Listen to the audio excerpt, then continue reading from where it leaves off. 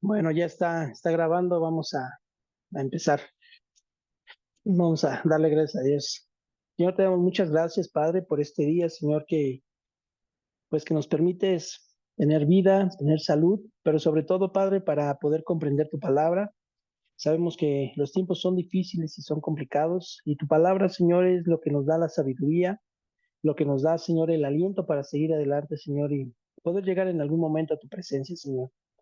Gracias, Dios, porque eres bueno y eres fiel, Señor. Y ahora ponemos todo en tus manos, Señor, pidiendo, Dios, que tú nos ayudes a ser receptivos a tu palabra, Señor, que sea guardada en nuestros corazones, porque nosotros nos disponemos a escucharla y nos disponemos, Señor, también para poder, pues ponerla en práctica, Señor, en obediencia a ti, Padre.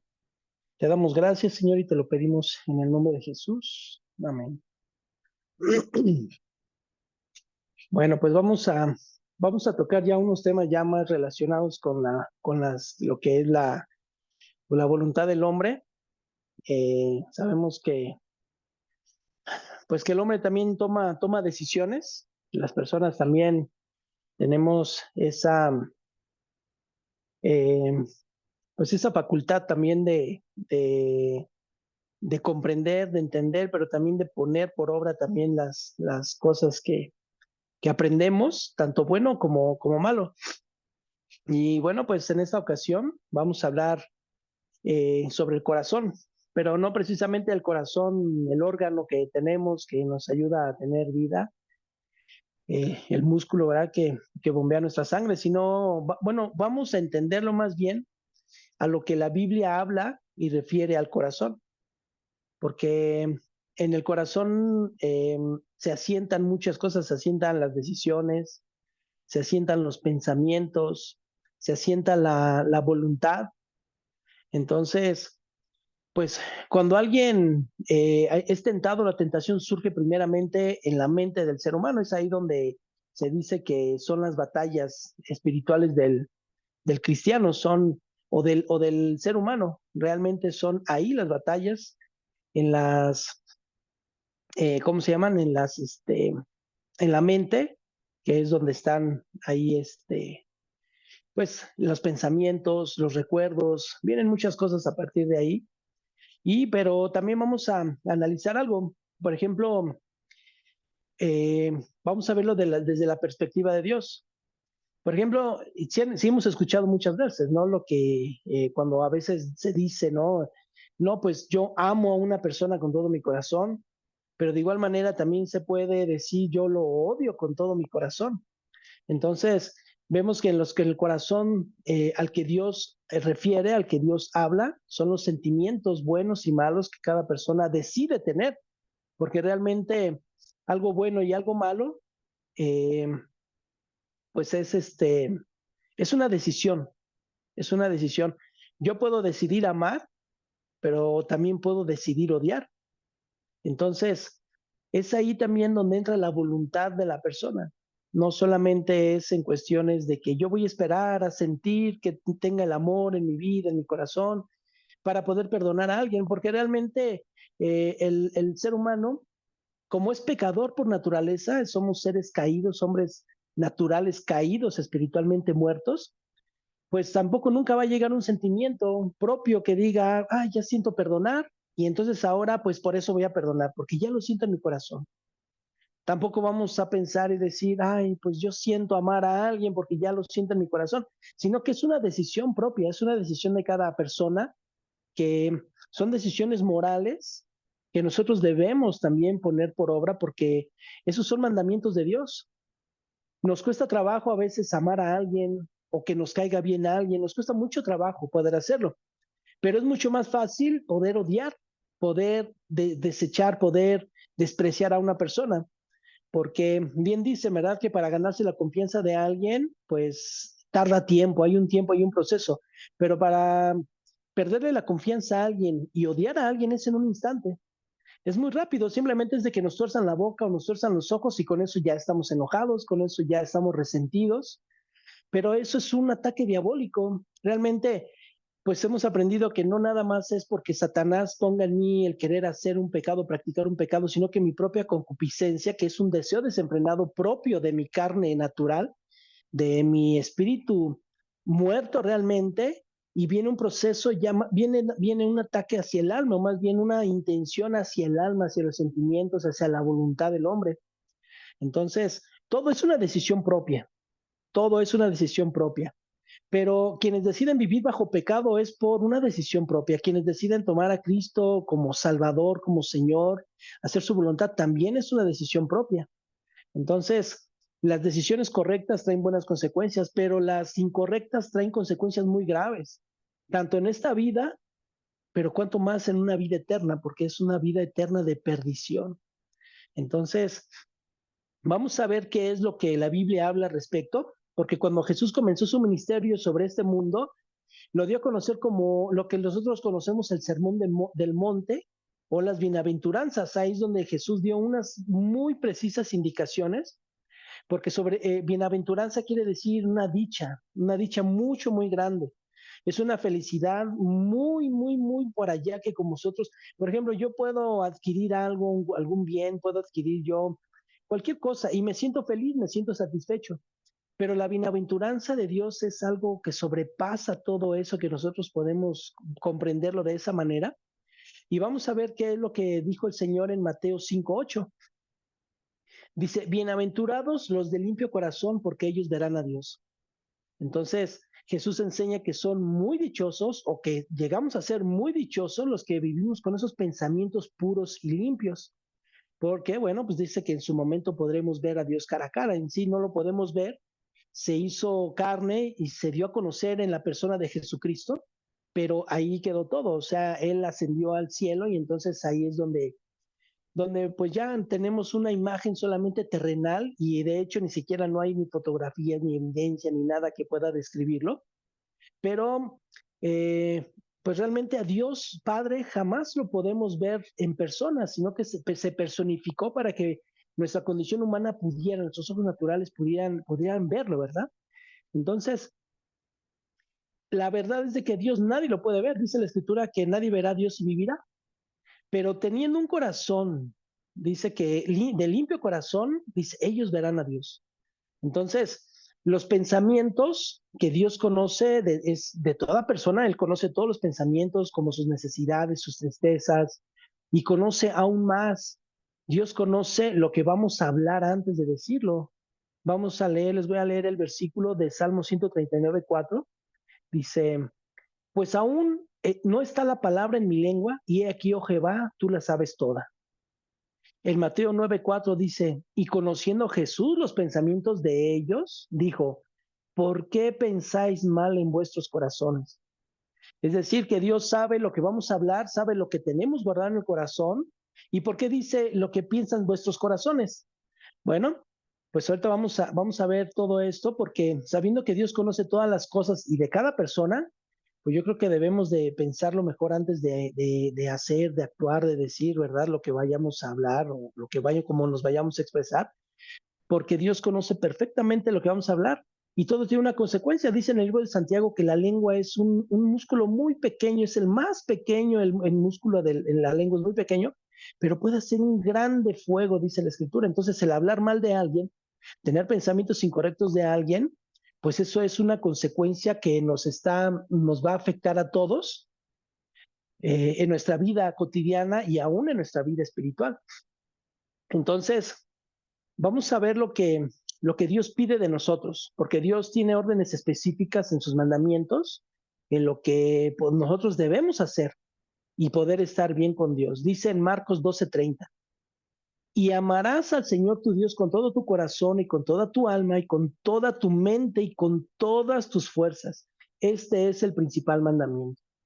Entonces, vemos que el amor a Dios comprende todas las cosas, todo. Comprende corazón, alma, mente y fuerzas. Pero vamos a ver a qué refiere. Cuando Dios pide a nosotros todo el corazón, cuando habla del corazón, lo que está él refiriendo son los pensamientos o los sentimientos. O sea, todo eso refiere a la mente.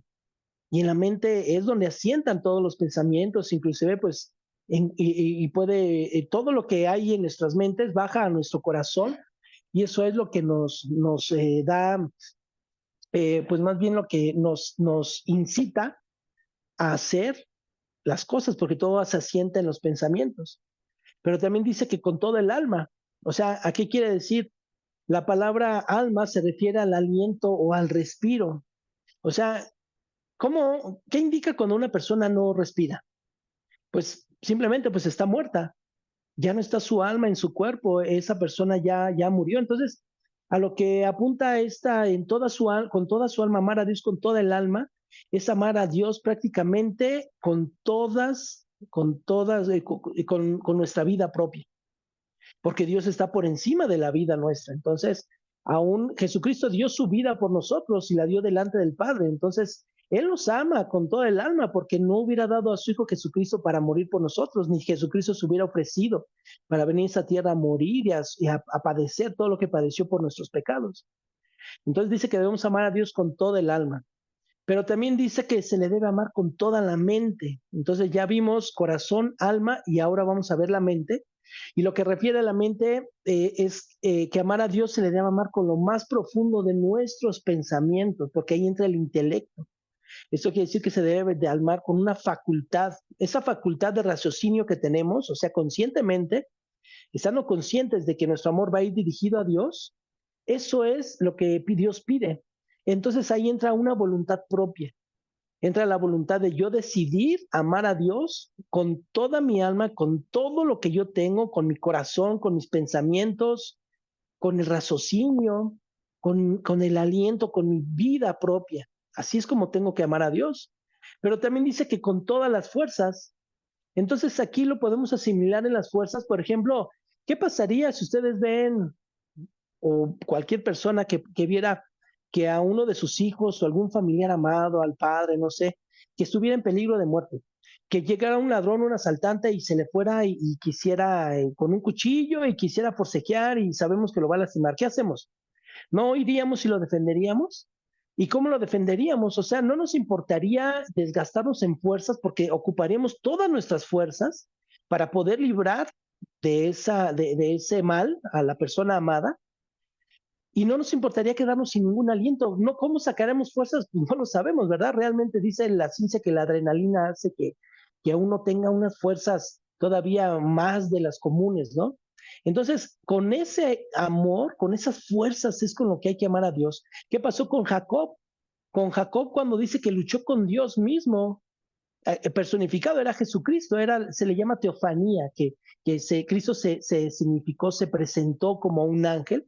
¿Y qué hizo Jacob? Se le lanzó a los pies y dijo, suéltame que tengo que ir. Dijo, no te voy a ir hasta que no me bendigas. Dice que lo agarró con todas sus fuerzas. ¿Ustedes creen que Dios no hubiera rápido con un tronido de dedos, haberlo quitado de su camino?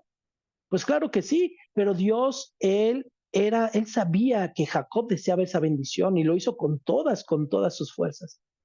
Entonces, podemos darnos cuenta, ¿verdad? Que eso es lo que pide Dios de nosotros. Ahora, en las escrituras hay muchos pasajes que hablan del corazón, porque todo cuanto hagamos o digamos sale del corazón.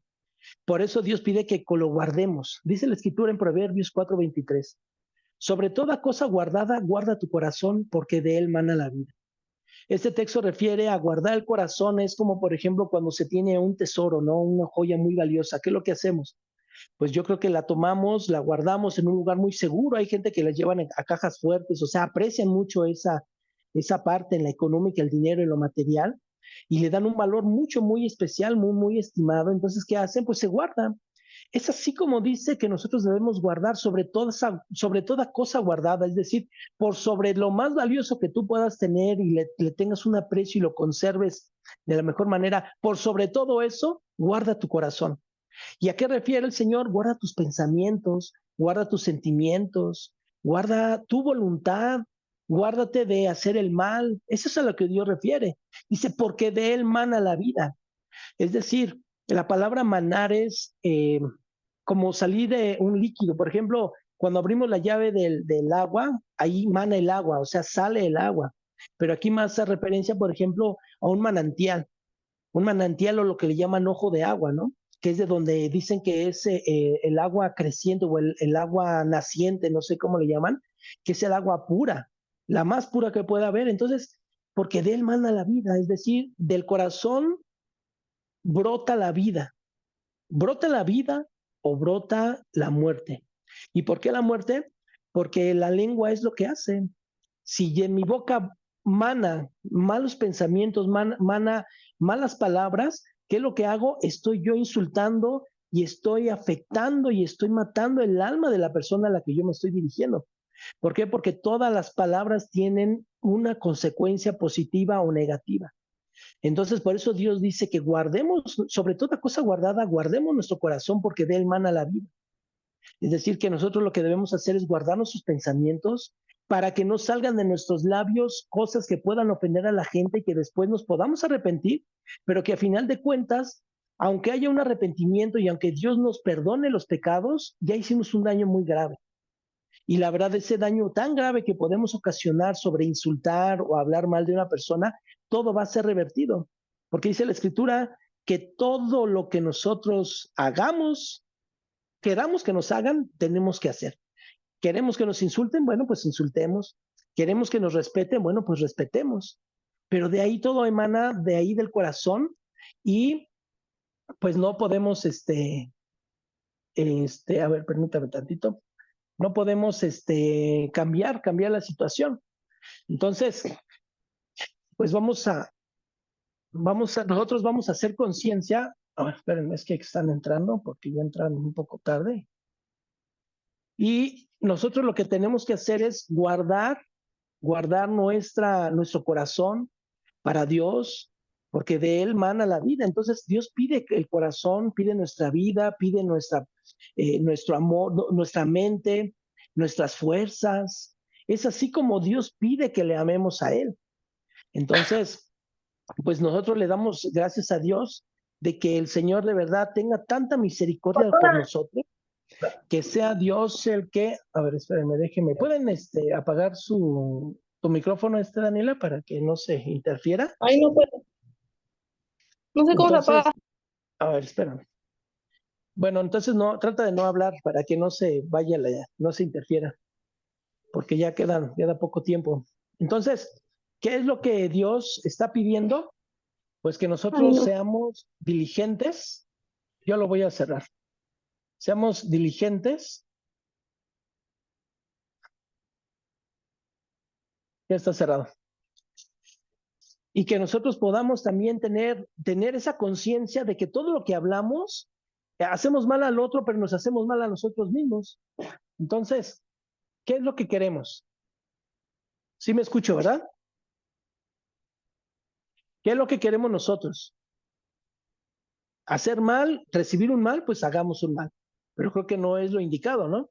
Entonces, debemos de entender que en nuestras vidas, cuando entregamos nuestras vidas al Señor, es el que Él empieza a trabajar Dios, primeramente en nuestros corazones, en nuestras mentes, nos empieza a cambiar nuestra vida al Señor. Por eso es muy importante la decisión que nosotros podamos tener y la decisión sobre todo de entregar nuestras vidas a Cristo. Y debemos pedir a Dios que nos perdone, que nos ayude a vivir conforme a su voluntad. Y por eso, pues, debemos decidir dejar pecar. El pecado, porque, pues, ¿por qué viene el pecado? Por los pensamientos. Baja el pecado al corazón y ¿qué es lo que hace? Se pone por obra. Y eso es lo que Dios aborrece. Vamos a ver qué dice en Juan 3:19. Dice, y esta es la condenación. O sea, va a explicar qué es la condenación. Que la luz vino al mundo, dice, y los hombres amaron más las tinieblas que la luz, porque sus obras eran malas.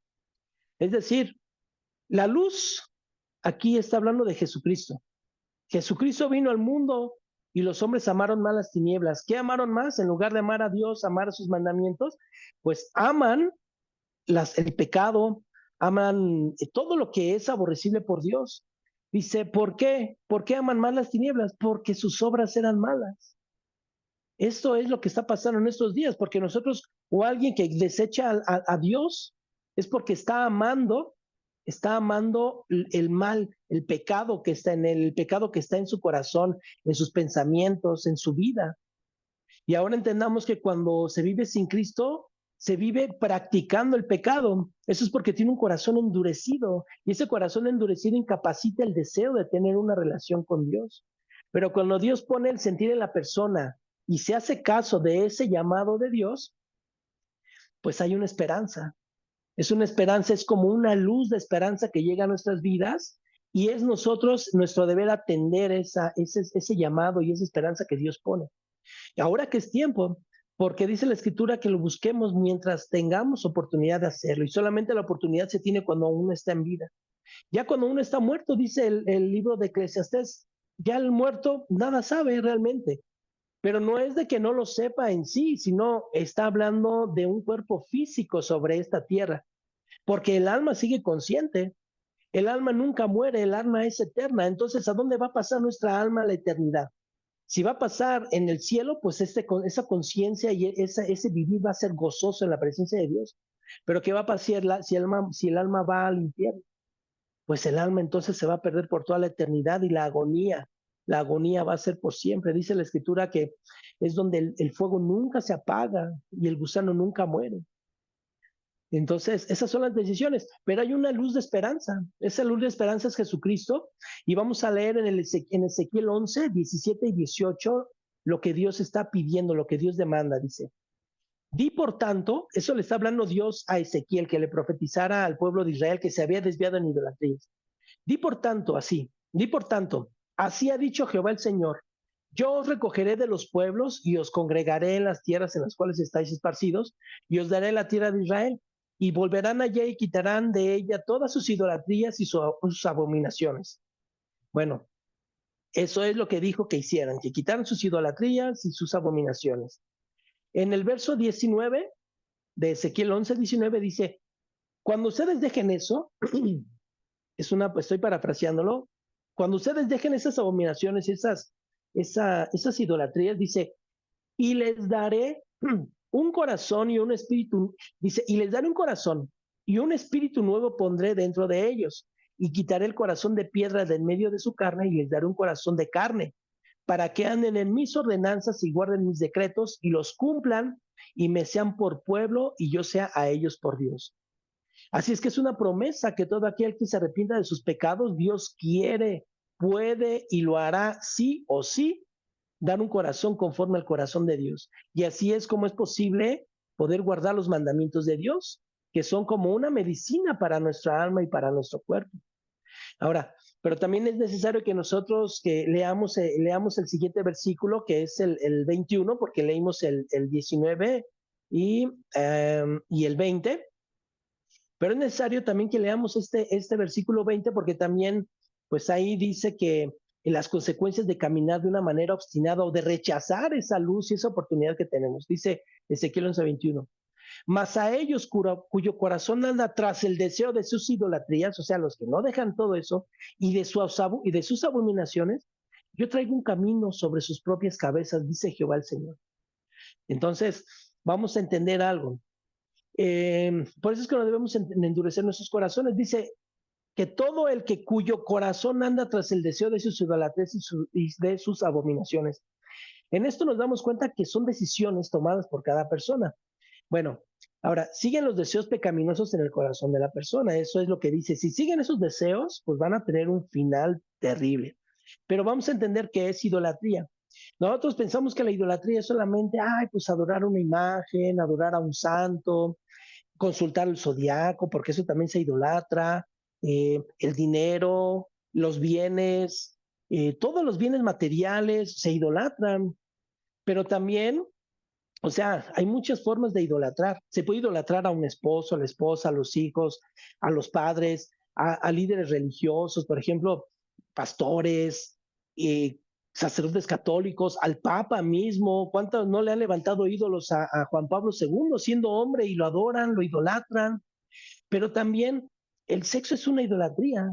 Todas las relaciones íntimas ilícitas, o sea, las que están fuera de matrimonio, son una idolatría. La diferencia a tener una sexualidad limpia y pura como Dios lo manda, ahí no hay, digamos, un límite de decir, está idolatrando. Se podría volver idolatría si aún un cristiano prefiere amar más a su esposa que amar a Dios. Eso es una idolatría. Entonces debemos de tener mucho cuidado y entender que realmente qué es la idolatría. Entonces, es lo que Dios está pidiendo que no se debe de hacer. Y vamos a ver, dice también en este texto, dice, cuyo corazón anda tras el deseo, porque dice que cuyo corazón anda tras el deseo de sus idolatrías y sus abominaciones. Pero vamos a ver lo que comprende, lo que define, cuyo corazón anda tras el deseo. En el original, en el hebreo, en las palabras originales, tiene el sentido de andar o caminar o conducirse sobre un camino con el deseo de cumplir lo que ya dispuso en sus pensamientos y en su voluntad. Y ahora se debe de entender que todo eso tiene que ver con el intelecto, o sea, yo lo pienso y lo pongo por obra. Entonces, todo lo que se piensa y se medita primero, para después se puede poner por obra o cumplirlo. Pero veamos esto. Dice, si ya o sea, cuando alguien ya dispone el corazón y va dispuesto a cumplir el deseo de sus idolatrías y sus abominaciones, la palabra original del hebreo define la idolatría como repugnante, detestable, aborrecible. Pero fíjense, algo bien tremendo. También se define, o sea, pero también se define que para Dios la idolatría es bueno, esto es algo bien tremendo. La idolatría para Dios es una asquerosidad. Así lo define el diccionario en la palabra hebrea, es una asquerosidad. Imagínense que ustedes llegan a un restaurante y piden un platillo, su platillo favorito, y se los llevan con su domo y todo, muy bien presentado, y ustedes están esperando, no sé, lo que más les guste y lo que para ustedes sea la mejor comida para su gusto. ¿Qué pasaría que cuando las destapan tuvieran estiércol en ese plato y que tuvieran que comérselo? Es una aberración, eso es una asquerosidad que lleva al punto de devolver el estómago. Para eso Dios así compara la idolatría de los hombres para la presencia de Dios. Entonces, ¿se imaginan qué es la idolatría? Pero también dice que sus abominaciones, las abominaciones también es algo repugnante, es algo que Dios quiere devolver, es como algo nauseabundo. Entonces, dice la última frase, yo traigo su camino sobre sus propias cabezas, dice el Señor. Esto es una promesa también, ¿eh? Dios es un Dios que cumple promesas, cumple pactos, pero también esa es una promesa. Esto quiere decir que cuando el pecador llegue a la presencia de Dios, Dios mismo pedirá cuentas de la conducta de cada persona, trayéndole a memoria esos actos, y después de eso dará un veredicto a la sentencia que debe pasar por toda la eternidad.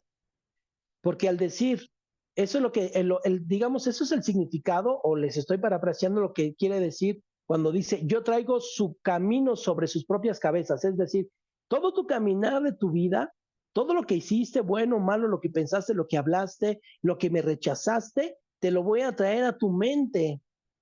¿Para qué? Para que Dios, el Dios justo, el juez justo, pueda emitir un juicio justo por cada persona. Y cuando dice Jehová el Señor, esa es una firma de autenticidad de que Dios lo va a cumplir. Cuando nosotros vamos a algún lugar o hay un concurso pues sí hay concursos para ganarse coches y todo lo que hacen en la televisión solo para jactarse de ello, que dicen, ahí está el interventor, ¿no? De la Secretaría de Gobernación que da fe y legalidad de que los premios son válidos, que van a ser entregados. Bueno, esto es como decir, es la fe y legalidad de Dios mismo que va a cumplir la promesa, que si no te arrepientes de tus pecados y no dejas que Dios obre en tu corazón, vas a pagar las consecuencias por toda la eternidad. Por eso es bien importante entregar sus vidas a Cristo, y quienes ya han entregado su vida a Cristo es tan importante que se reconcilien con Dios. Con Dios no se puede jugar. Con Dios no es que podamos engañarlo. Con Dios no es de que, ay, no creo que vea mis pensamientos, pero yo me voy a referir de tal o cual manera de tal persona, o siento odio en mi corazón por tal, porque no puede ser. Dios, ya vimos, no le gusta el odio, no lo rechaza totalmente, pero la idolatría también se da en muchas cosas. Es como le digo, todo podemos hacer una idolatría de todo, de cualquier cosa, pero es bien importante que nosotros tengamos un corazón dispuesto para obedecer a Dios. Entonces, ya se va a terminar el tiempo, de todos modos está grabado, lo voy a subir en un ratito al WhatsApp, pero vamos a esforzarnos. Espero que esto les sirva, no solamente que sea un momento en, ya, pues no tengo nada que hacer, no, que les sirva verdaderamente y que empiecen a cambiar sus vidas. Si no lo hagan ni por mí, háganlo por ustedes, háganlo para agradar a Dios.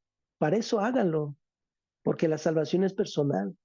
Si se está haciendo, se está cometiendo un pecado que nosotros reconocemos que estamos haciendo mal, es momento de arrepentirnos, porque no vaya siendo que ese pecado o la muerte nos sorprenda en medio de ese pecado. Acuérdense ahorita cómo están las cosas, cuántas mujeres desaparecidas, secuestradas, cuánta maldad no está viendo. ¿Qué tal si en algún momento un paro cardíaco, cualquier cosa y fulminante la muerte?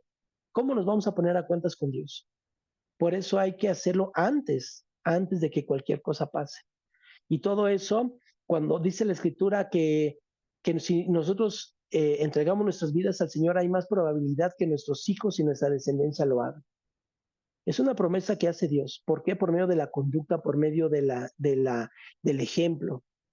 Y Dios puede ayudarnos. Ustedes hagan sus oraciones al Señor y digan al Señor, quita mi corazón de piedra, mi corazón de endurecido. Yo quiero entregar mi vida a ti. Entonces, pues vamos a darle gracias a Dios para despedir. Vamos a cerrar ahorita la sesión. Ni siquiera nos conectamos unos 5 minutos más otra vez y hacemos una oración también de reconciliación. Pero ahorita para cerrar esto, vamos a darle gracias a Dios. Señor, te damos muchas gracias por tu misericordia, por tu bondad. Queremos, Señor, pues pedirte que tu palabra llegue a nuestros corazones, Señor, que tu palabra penetre hacia lo más profundo de nuestro ser, que seas tú ayudándonos, Señor, a cumplir tus mandamientos, Señor. Bendecimos pues tu nombre, Señor, porque eres digno de adoración, tú eres digno de adoración plena, Señor. Nosotros somos solamente seres humanos limitados, Señor, a tu voluntad, porque no tenemos fuerzas algunas para combatir, Señor, ni para exigirte nada, Señor, simplemente doblegarnos, porque tú no rechazas un corazón contrito y humillado, Padre. Gracias, mi Señor, porque eres bueno, Padre. Te damos toda la gloria, la honra y la alabanza, mi Dios, en el nombre de Jesús, Señor. Gracias, Padre Santo. Bueno, pues vamos a cortar y ahorita nos conectamos, ¿sale?